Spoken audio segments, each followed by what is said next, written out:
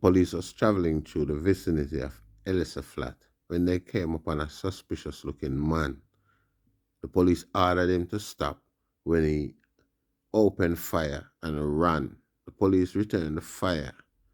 A search was carried out in nearby bushes where he was found suffering from gunshot wounds. A .38 revolver was found on the scene. He was rushed to the Kingston Public Hospital where he was pronounced dead on arrival. He was later identified as Christopher Dogpaw Linton. Linton, who was recently released from the General Penitentiary after serving 10 years in custody, has been linked to a spate of violence in the Ellis Flat, Papine area and its surrounding. Lincoln has been a person of interest since March. you, you see, I man not watch no news and I man not see no broadcast or nothing, but me just know say that narrative there, CVM and JBC I go use if them no use it already. And all of the news outlet them on the island. You see it.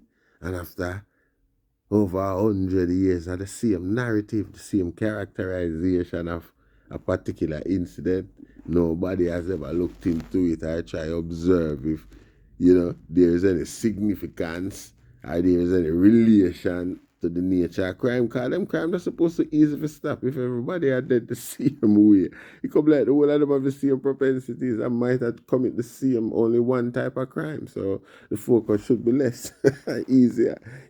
Anybody would understand that. I know, so we can't milk that one argument here for so long, for so many years. But then again, if the youth them not pay the mind, because the parents them, the one them may cry, the one them must suffer when one of the eye them dead, don't have no resource to look further into how the eye them just dead same like the 5 or the 10,000 man wherever come across the police or the authority like that. See, the parents not the money if you look into it to see what go on or try to change the narrative or nothing. See it. So nobody now and the authorities know that. See it. So see it.